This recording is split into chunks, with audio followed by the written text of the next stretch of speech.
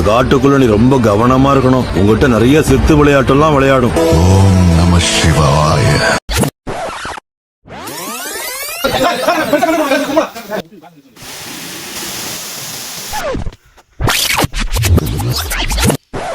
They said one day you'll leave this world behind, so live a life. Hello மக்களே, welcome back. நம்மளோட right and trek சீரீஸில் இன்றைக்கி டே 3 morning 7:30 AM ஆகுது. வாங்க அகஸ்தியரை பார்க்க போகலாம். அதிரமலா பேஸ் கேம்பில் இருந்து அகஸ்தியர் கூடம் டாப் ஹில்க்கு 6 கிலோமீட்டர் டிஸ்டன்ஸ் இருக்குது. அப் அண்ட் டவுன் 12 கிலோமீட்டர்ஸ் வரும். இது வந்து ஆஃப் டேயில் கவர் பண்ணிடலாம். ஆஃப் சீசனில் அகஸ்தியர் கூடம் ட்ரெக்கிங் வரவங்க மறக்காமல் பெட்ஷீட் கொண்டு வாங்க. நைட்டில் இங்கே ரொம்பவே குளிராக இருக்கும். ஏன்னா இது வின்டர் சீசன்றதால இதனாலேயே நான் நைட்டு சரியாக தூங்கலை. மார்னிங் பிரேக்ஃபாஸ்ட் ஸ்கிப் பண்ணாதீங்க. ஏன்னா ஒன்ஸ் நீங்கள் மலை ஏற ஆரம்பிச்சிட்டிங்கன்னா ரிட்டர்ன் வந்து ஆஃப்டர்நூன் 1 AM ஆர் 2 AMக்கு தான் ரிட்டர்ன் வருவீங்க. ஸோ அது வரைக்கும் உங்களால் மேனேஜ் பண்ணுறது ரொம்ப கஷ்டமாக இருக்கும். ஸோ அதனால் மார்னிங் பிரேக்ஃபாஸ்ட் அட்லீஸ்ட் கொஞ்சமாக சாப்பிட்டுட்டு தென் மலை ஏற ஆரம்பிங்க. மார்னிங் பிரேக்ஃபாஸ்ட் நல்லாவே இருந்தது. புட்டும் கடலைக்கறியும் ப்ரொவைட் பண்ணியிருந்தாங்க. இந்த டென்ஸ் ஃபாரஸ்ட்டில் எங்கேயுமே வந்து சன்லைட்டே பார்க்க முடியல. ஃபுல் அண்ட் ஃபுல் மிஸ்ட்டு தான் கவர் ஆகிருக்கு. அண்ட் இது செம்ம வைபை கொடுக்குது. வாங்க என்ஜாய் பண்ணிகிட்டே போகலாம்.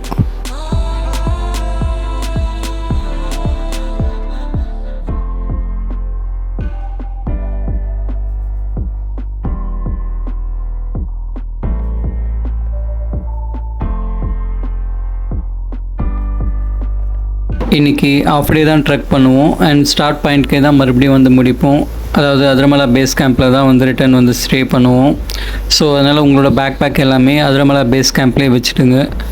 ஜஸ்ட் வாட்டர் பாட்டில், கொஞ்சம் snacks and then ORS powder தேவைன்னா எடுத்துக்கோங்க.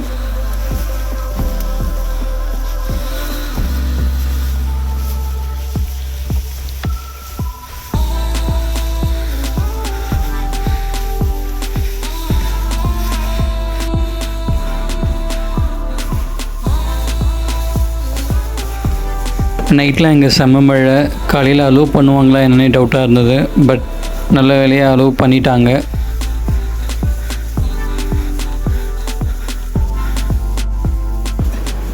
கொஞ்சம் தூரம் தான் நடந்து வந்திருப்போம். அதுக்குள்ளே மறுபடியும் மழை ஸ்டார்ட் ஆக ஆரம்பிச்சிடுச்சு.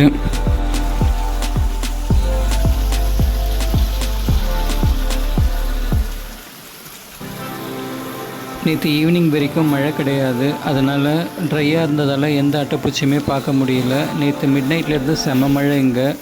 அதனால் இப்போ அட்டைப்பூச்சி நிறையவே வந்திருக்கு.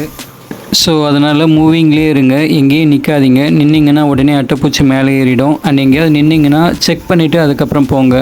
அட்டைப்பூச்சி ஏறின உடனே ஸ்ப்ரே பண்ணி எடுத்து போட்டுட்டிங்கன்னா நமக்கு பிளட் லாஸ் இருக்காது. பட் அதுவே ரொம்ப நேரம் கழித்து நம்ம எடுத்து போட்டோன்னா உங்களுக்கு பிளட் கண்டினியூஸாக வந்துக்கிட்டே இருக்கும். ஸோ அந்த டைமில் வந்து டெட்டால் க்ளீன் பண்ணிவிட்டு ஸ்பாஞ்ச் இருந்தால் வச்சு அழுத்தி பிடிச்சிக்கோங்க.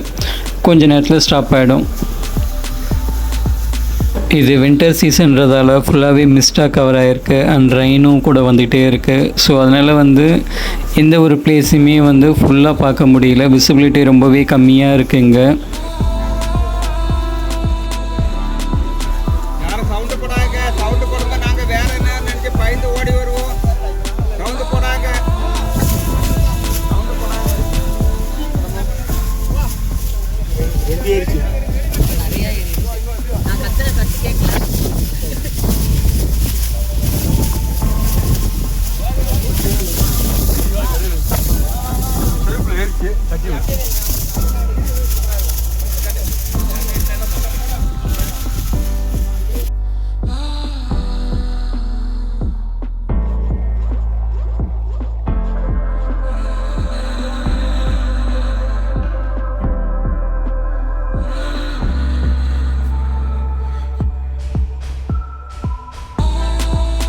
இது வரைக்கும் 2.7 கிலோமீட்டர் ட்ரெக் பண்ணி மேலே ஏறி வந்திருக்கோம். இங்கே காற்று வந்து ரொம்பவே வேகமாக வீசுது. உங்களுக்கு பார்த்தீங்கனாலே தெரியும். அண்ட் ஃபோர்ஸ் வந்து பின்னாடி தள்ளுற மாதிரியே இருக்குது. பார்த்து கேர்ஃபுல்லாக மேலே ஏறுங்க. ஒரு குவாலிட்டியான ரெயின் கோட் கேரி பண்ணுங்கள். ஏன்னா இங்கே அடிக்கிற காற்றுக்கு நீங்கள் லோ குவாலிட்டி டிரான்ஸ்பரண்ட் ரெயின் கோட்லாம் கொண்டு வந்தீங்கன்னா ரொம்ப நேரம் தாக்கு பிடிக்காது. ஸோ அதனால் சஜஷன் வந்து நல்ல ரெயின் கோட்டாக கொண்டு வாங்க.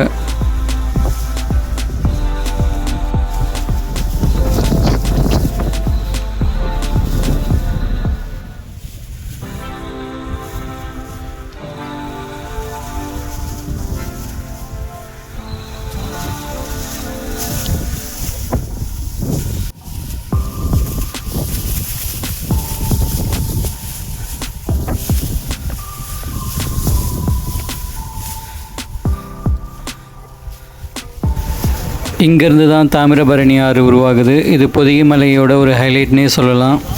இங்கே மழை அதிகமாக பெய்யும்போது உள்ளே அலோவ் பண்ணாததுக்கு இதுவும் ஒரு காரணம். ஏன்னா இங்கே மழை அதிகமாக வந்ததுன்னா காட்டாற்று வெள்ளம் போல் வரும். ஸோ நம்மளால் இதை கிராஸ் பண்ணி போக முடியாது. அதுக்காக தான் அந்த டைமில் அலோவ் பண்ண மாட்டாங்க.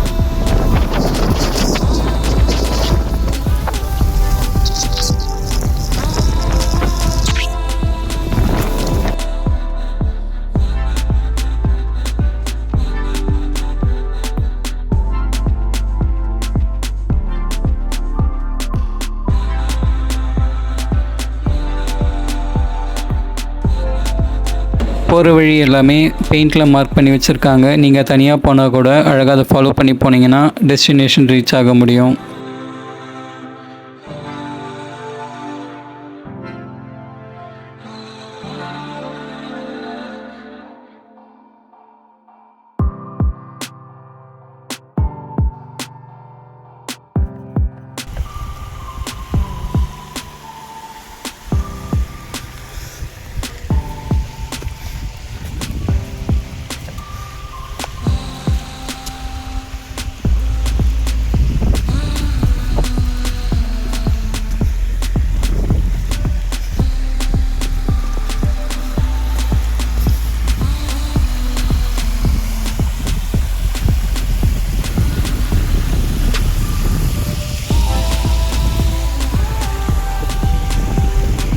தாமிரபரணி ஆற்றுக்கு மேலே ஏறி வந்தீங்கன்னா இங்கே ஒரு சின்ன குழி இருக்குது. அகத்தியர் இந்த குழியை தான் மூலிகை அரைக்கிறதுக்கு பயன்படுத்தினார்னு ஒரு வரலாறு இருக்குது. இவரோட ஆராய்ச்சியில் உருவாக்கிய நிறைய சித்த மருத்துவ குறிப்புகள் இன்றளவும் சித்த மருத்துவத்தில் ஒரு முன்னோடியாகவே இருக்குன்னே சொல்லலாம்.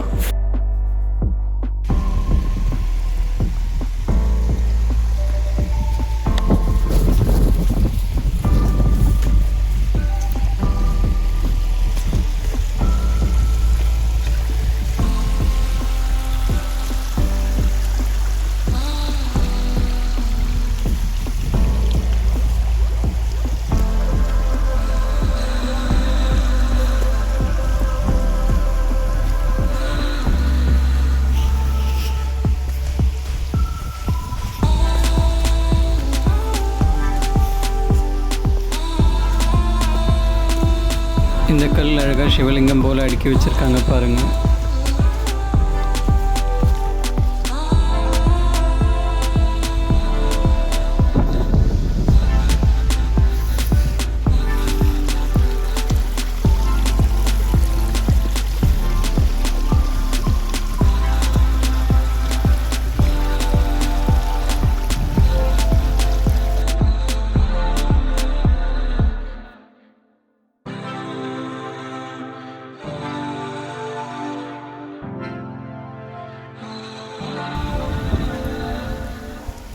இனிமே தான் மலையேற்றம் கொஞ்சம் கடுமையாக போகுது. இனிமேல் கயிறு பிடிச்சி மேலே ஏறுற மாதிரி இருக்கும். இதில் நிறைய மலைகள் வந்து ரொம்பவே ஸ்லோப்பாக இருக்கும். 90 டிகிரியில் நம்மளோட பாடி பேலன்ஸ் வச்சு தான் மேலே கயிறு பிடிச்சி ஏறுற மாதிரி இருக்கும். வாங்க போகலாம்.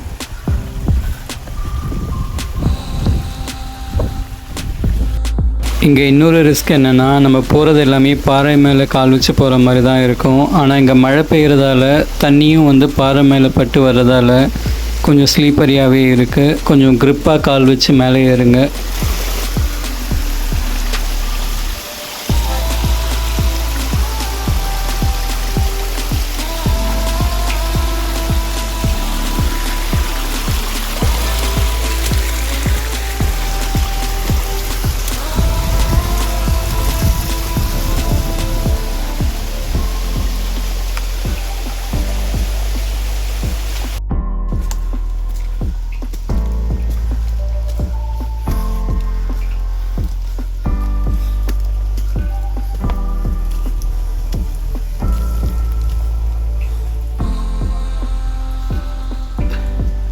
ஆல்மோஸ்ட் க்ளோஸ் வந்துட்டோம். 3.68 கிலோமீட்டர் வந்திருக்கோம். ஸோ இதுக்கப்புறம் இன்னும் ஒரு 1.5 கிட்ட தான் இருக்குது.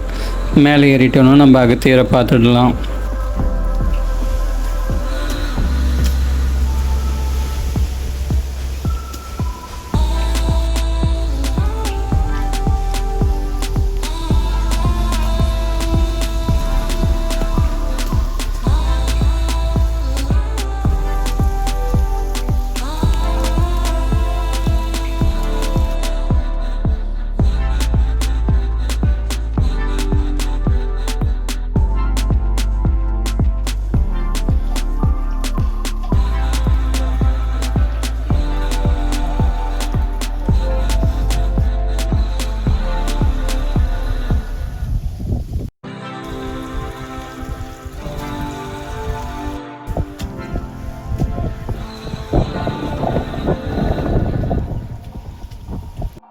ஒரு மரத்தோட வேர் இவ்வளோ பெரிய பாறையை ரெண்டாக பொளந்துருக்கு. அந்த வேரோட வலிமை எப்படி இருக்குன்னு பாருங்கள்.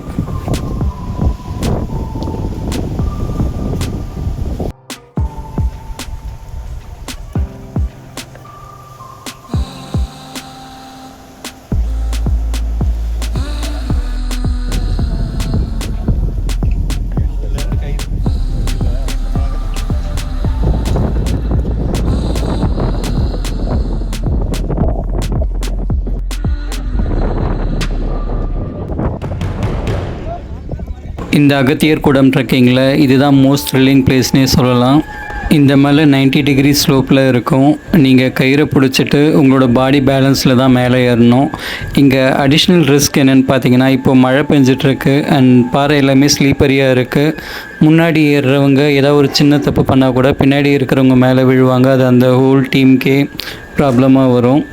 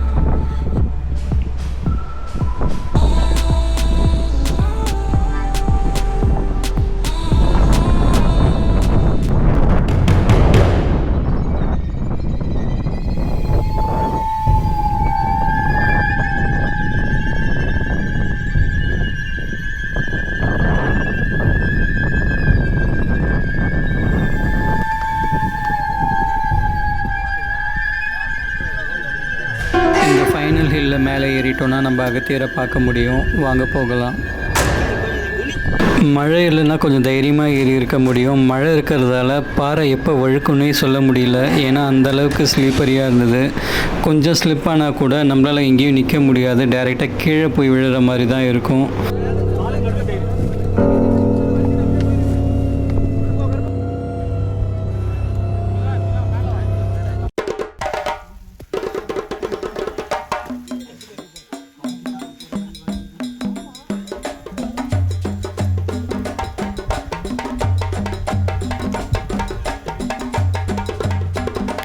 ஒரு வழியாக இந்த கடுமையான மலையேற்றத்துக்கு பிறகு நம்ம மலையோட உச்சிக்கு வந்துட்டோம். வாங்க அகத்தியரை போய் பார்க்கலாம்.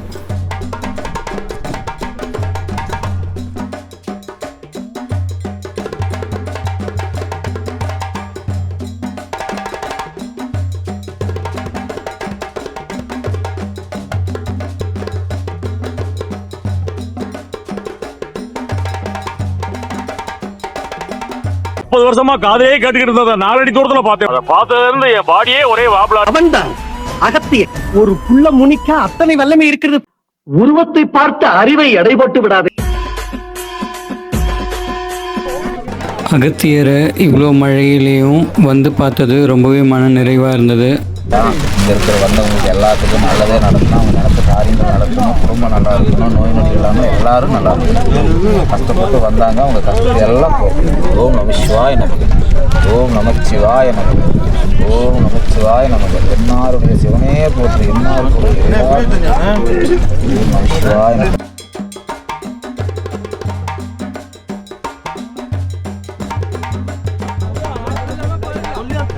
கடல் மட்டத்தில் இருந்து 6122 அடி உயரத்தில் இருக்கும்.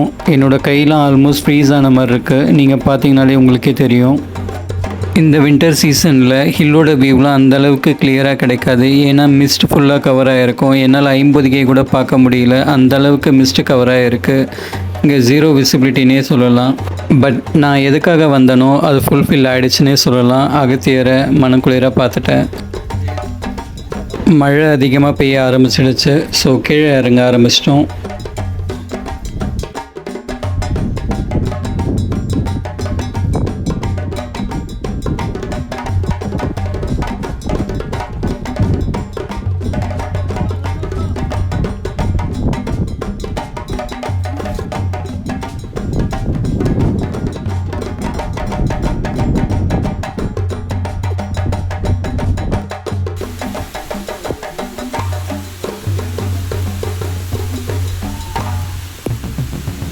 மழை அதிகமாக வந்ததால் எல்லா இடத்துலையுமே தண்ணி வர ஆரம்பிச்சிடுச்சு. போகிற வழி எல்லாமே தண்ணி நிறைய ஃப்ளோ ஆகிட்டே இருந்தது. இதனாலேயே நாங்கள் இறங்குற வேகம் வந்து ரொம்பவே குறைஞ்சிடுச்சு. ரொம்பவே பார்த்து தான் கீழே இறங்கி வந்தோம். இப்போ சொல்ல போகிறது ப்ரமோஷன் கிடையாது. ஆக்சுவலாக நான் LCR பிராண்ட் ஷூ தான் யூஸ் பண்ணியிருந்தேன். க்ரிப்பும் நல்லா இருந்தது அண்ட் ரொம்பவே கம்ஃபர்டபுளாக இருந்தது இங்கே இறங்கும்போது.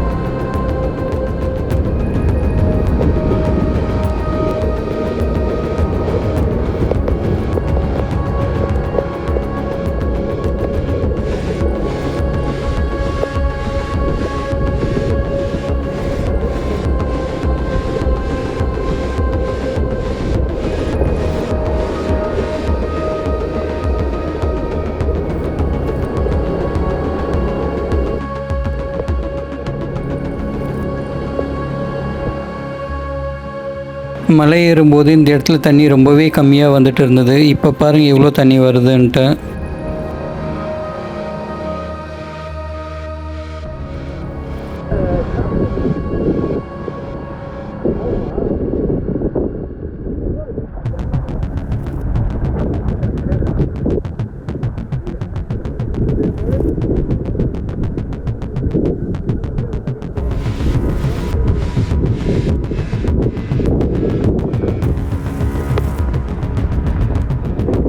மழை செம ஃபோர்ஸாக மேலே விழுது, ஏன்னா நம்ம அவ்வளோ உயரத்தில் இருக்கோம்.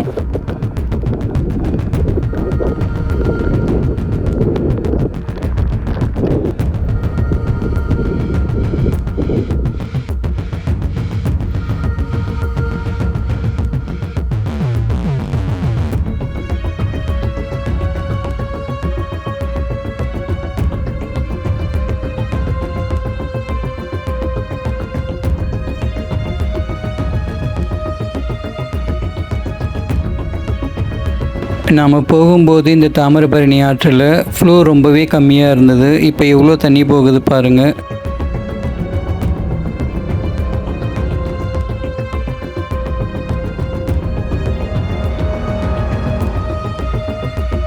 இன்னும் கொஞ்ச நேரம் நம்ம மேலே இருந்து லேட்டாக வந்தோன்னா கண்டிப்பாக மாட்டிப்போம். இப்போயே வந்து தண்ணியை கடந்து போகிற மாதிரி தான் இருக்குது பாருங்கள்.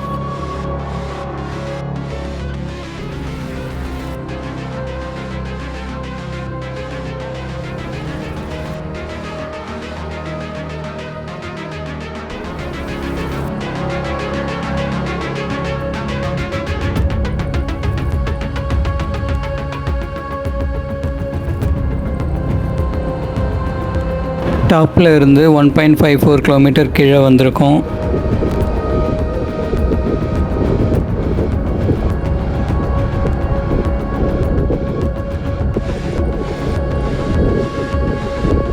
வாட்டர் ஃப்ளோ இன்க்ரீஸ் ஆகிறதால கீழே இறங்க ஆரம்பிச்சிட்டோம். 3.5 கிலோமீட்டர் ட்ரெக் பண்ணி அதிரமலை பேஸ் கேம்ப்க்கு ரீச் ஆகிட்டோம்.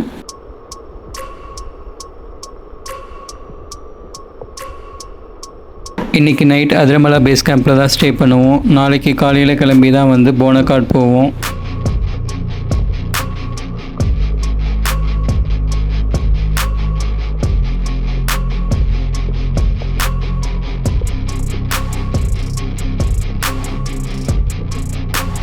ஃபைனலி அதிரமலை பேஸ் கேம்ப் ரீச் ஆகிட்டோம்.